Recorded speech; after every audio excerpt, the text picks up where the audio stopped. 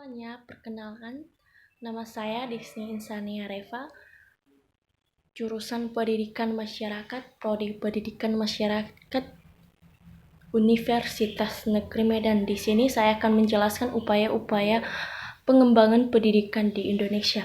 Upaya-upaya pengembangan pendidikan di Indonesia dapat dibagi menjadi 6. Salah satunya adalah kemampuan belajar.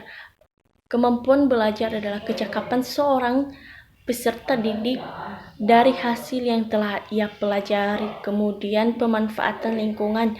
Pemanfaatan lingkungan juga sangat mempengaruhi belajarnya siswa, karena dengan suasana lingkungan yang baik, maka kondisi seorang siswa dalam belajar dapat meningkatkan kemampuan belajarnya. Kemudian sarana dan prasarana sangat dibutuhkan seorang siswa dalam meningkatkan upaya-upaya belajarnya.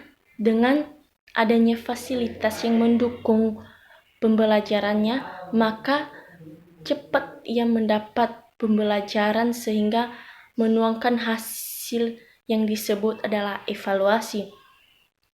Kemudian hubungan sekolah dan masyarakat. Hubungan sekolah dengan masyarakat tentunya sangat mendukung upaya-upaya pengembangan pendidikan di Indonesia. Kemudian hubungan sekolah dengan orang tua murid. Ini sangat membantu seorang siswa dalam mencapai suatu kesuksesan. Dengan adanya hubungan yang baik erat sekolah dengan orang tua murid, maka sekolah dapat mudah mengetahui apa saja yang dilakukan seorang siswa, apa kelemahan siswa dalam belajar, dan lain-lain sebagainya. Selanjutnya adalah komponen untuk meningkatkan kualitas belajar. Untuk meningkatkan kualitas belajar, maka ada 6 untuk meningkatkan kualitas belajar, yaitu 1.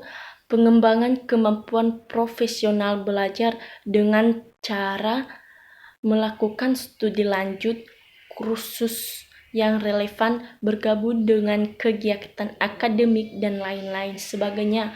Kedua, pengembangan pengelolaan lingkungan, prasarana, dan sarana pendidikan.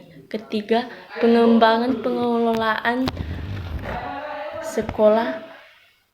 Keempat, pengembangan supervisi atau monitoring dan evaluasi.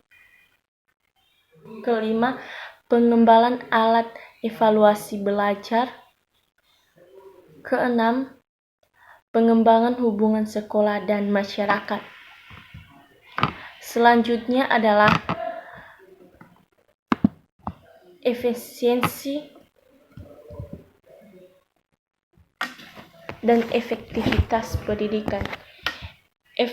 Efisiensi merupakan berkenaan dengan proses pengubah atau transformasi, maksudnya produk atau input menjadi produk output, yang merupakan salah satu cara transformasi pendidikan dalam menghitung besar kecilnya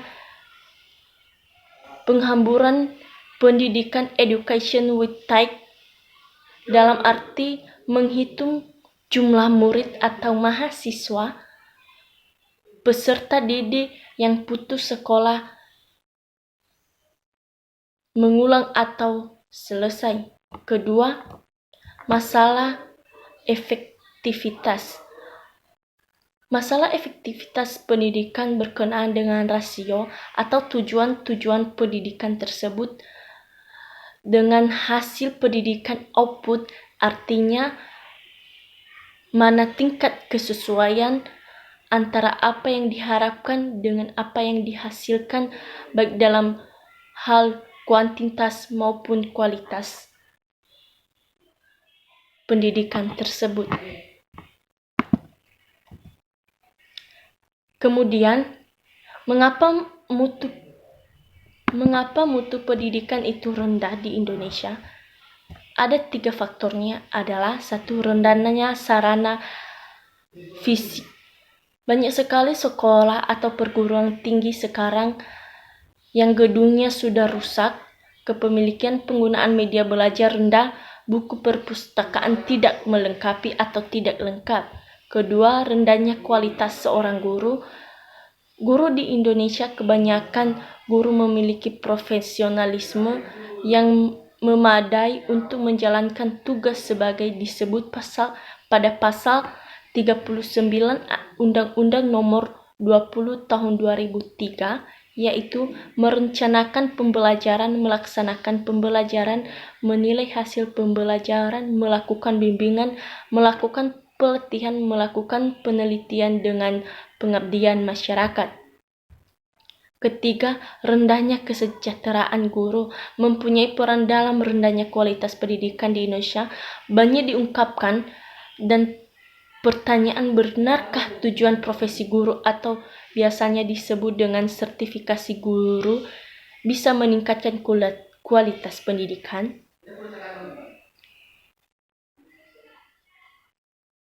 Tunjangan profesi guru bisa disebut dengan sertifikasi.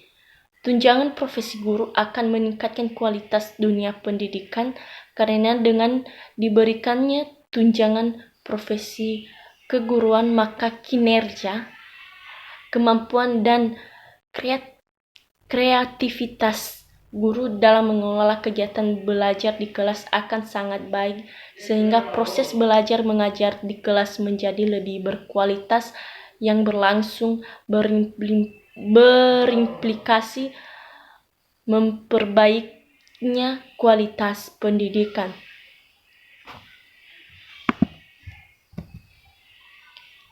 Kemudian relevansi kebutuhan. Relevansi pendidikan mencakup sejauh mana sistem pendidikan dapat menghasilkan luaran yang sesuai dengan kebutuhan pembangunan.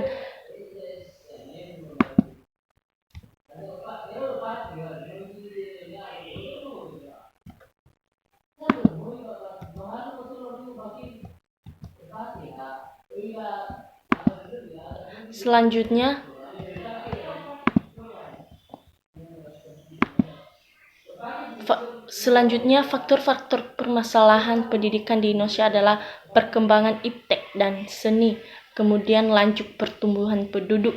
Dengan bertumbuhnya banyak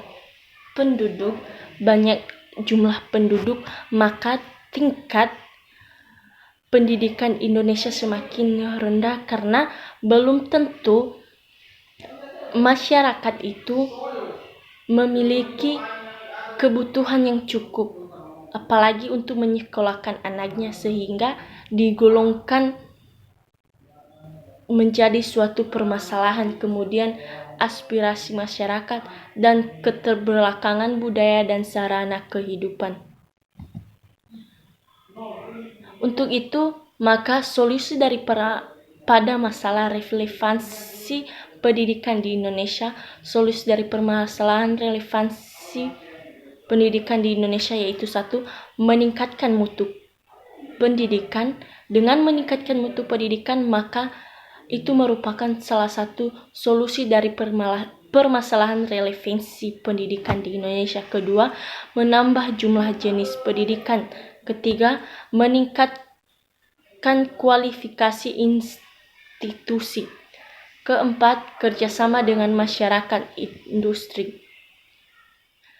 Kemudian penyesuaian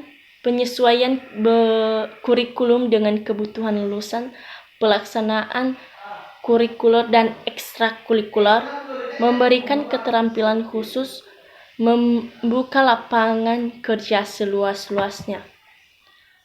Dan dapat disimpulkan bahwa masalah efisiensi dan efektivitas pemerataan dan refleksi pendidikan merupakan masalah yang paling penting dalam pendidikan Indonesia. Solusi permasalahan efektivitas dan efisiensi pendidikan adalah memberikan kebebasan kepada peserta didik untuk memilih pendidikan sesuai dengan minatnya, bukan karena dorongan dari orang lain, melainkan dari diri siswa tersebut dan kemampuan serta kebutuhan arah berkembangnya yang optimal yang berkaitan dengan mahalnya usaha bisnis untuk meningkatkan kualitas tenaga mengajar, dilaksanakan berbagai pelatihan guru yang berkesinambungan dan mengusahakan metode dan bentuk pendidikan yang guna tepat saat menarik dan menggesekkan. Contohnya, guru hendaknya kreatif, inovatif, terampil dan berani berinisiatif dan mengembangkan model-model pengajaran secara relatif. Solusi dari permasalahan memeratakan pendidikan yaitu pemberian beasiswa dengan sasaran yang tepat, misalnya untuk siswa yang berprestasi tetap dari segi ekonominya kurang, namun ia mampu